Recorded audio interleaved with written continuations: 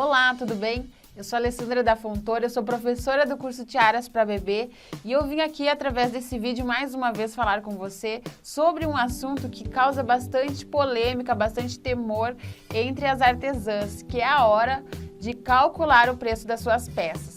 E pensando que essa talvez fosse a sua dúvida, eu já resolvi gravar esse vídeo para te ajudar com breves dicas que eu vou trazer aqui hoje. Bom, para começar, eu queria trazer aqui algumas observações, algumas coisas bem importantes que você deve levar em conta na hora de calcular o preço da sua peça. E, em primeiro lugar, você precisa pesquisar bastante os materiais que você vai usar para que você gaste pouco, tenha um custo baixo para produzir as suas peças e consiga ter um lucro bem alto em cima de cada peça que você produzir. E eu vou trazer aqui alguns exemplos, tá? Como você deve estar vendo aqui na minha mesa, tem vários materiais e algumas peças prontas. Aqui, por exemplo, tem uma faixa de cabelo para bebê, essas faixas que normalmente são os bebês recém-nascidos que usam, né? E aí aqui, quanto que eu gastei para fazer essa faixa? Essa meia de seda aqui custou R$1, tá? E aí, esse laço, ele custou no máximo R$1 também. E muitas artesãs, quando elas me pedem sugestão de preço, quanto eu cobro por essa peça, Alessandra? A primeira coisa que eu pergunto é assim, quanto você gastou por essa peça? Existe uma margem que nós não podemos fugir de lucro, né? Precisamos pagar a peça que nós fizemos e ainda ter um lucro em cima da nossa mão de obra. Isso, no mínimo, um lucro sobre isso você precisa ter. Então, tudo isso nós precisamos saber o quanto você gastou para produzir essa peça, para saber o lucro que você vai ter.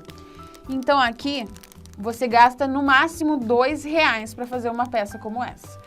E se por acaso você estiver gastando mais que R$2 para fazer uma peça como essa, parecida, semelhante, você deve ligar o sinal de alerta, porque essa peça está saindo muito caro e você não vai conseguir vendê-la. Porque para você ter sucesso com o seu negócio, você precisa cuidar essa parte dos custos, certo? Então aqui ficou este exemplo e eu espero que tenha ficado claro já essa parte, que essa é a primeira observação. Então aqui eu vou trazer outros exemplos, já que eu tenho várias tiaras aqui, eu vou trazer alguns exemplos para você ver quanto eu gastei para fazer algumas tiaras que eu tenho aqui, tá?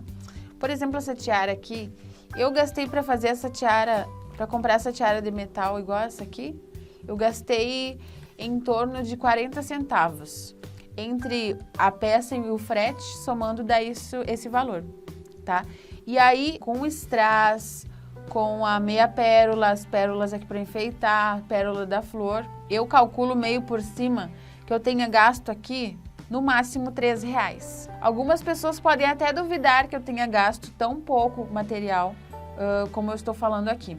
Mas eu acredito que seja um cálculo errado que alguns fazem. Por exemplo, para você saber quanto você gastou de laço é fácil.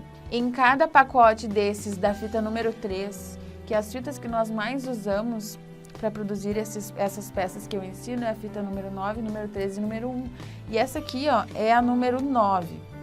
Então, vou até pegar uma número 9 aqui para mostrar para vocês. Em cada pacote da fita número 9, vem 10 metros. Para nós fazermos um laço como este aqui, nós usamos muito pouco, até eu não lembro a medida certa, mas eu acredito que menos de 30 centímetros, tá? Então, você imagine, aqui não foi gasto 50 centavos para fazer esse laço aqui. E aí, mais as meias pérolas, mais a correntinha de strass, mais o feltro do fundo. São centavos que a gente vai fazendo um cálculo meio por cima, tá? Para saber quanto que a gente teve de gasto, então, no final. Aqui, em torno de uns R$3 essa tiara, com certeza. Vou trazendo aqui outros exemplos para você ter uma noção de quando você fizer essas peças que você está gastando pouco ou muito e está cobrando pouco ou muito também por ela. Por exemplo, essa daqui, ó, eu vendo a partir de R$23, eu não vendo por menos de R$23. E essa vermelhinha que eu falei antes, eu não vendo por menos de R$15. Então você imagine, R$2 de custo, R$15 de venda, eu tenho um lucro de R$13 em cima de uma única peça. Então você imagine várias peças. Aqui também, ó, R$23 e eu tive um custo de R$3. Então eu ganhei R$20 em cima de uma única peça. É um lucro muito alto. Em poucas áreas dentro do artesanato você consegue ter um lucro tão alto assim. Eu já tenho uma experiência com artesanatos e realmente tiaras têm um lucro muito alto em cima das peças que a gente produz. Então cuide para o custo das suas tiaras ficarem entre R$ 1,50 e R$ 5,00 no máximo, tá? Então tem que girar o custo das suas peças em torno disso.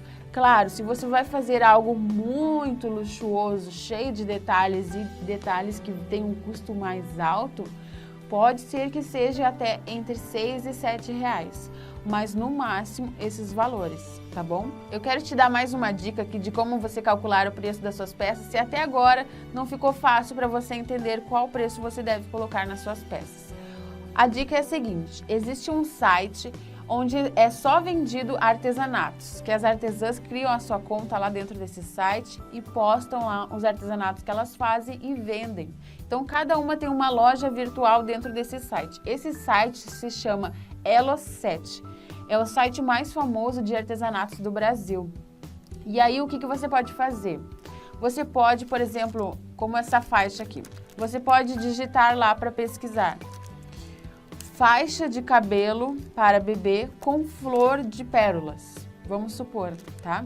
E aí, os 3 produtos semelhantes que aparecerem, assim, bem parecidos com o seu, você vai pegar o preço de cada um, vai anotar.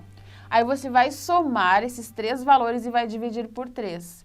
Este preço vai te dar uma orientação de quanto que você deve cobrar, tá? Não é que você precise colocar o preço que vai dar do resultado do cálculo, mas é para você saber, eu estou cobrando barato ou está muito caro, é só para te dar uma orientação, isso vai te ajudar bastante. E para finalizar, eu quero te dar uma outra dica também bem legal, que é sempre pesquisar os seus concorrentes. Quando você pesquisa os seus concorrentes, você vai enxergar ali os pontos fracos dos seus concorrentes. E aí é o que eu digo aqui, uma dica excelente, que é ter um diferencial.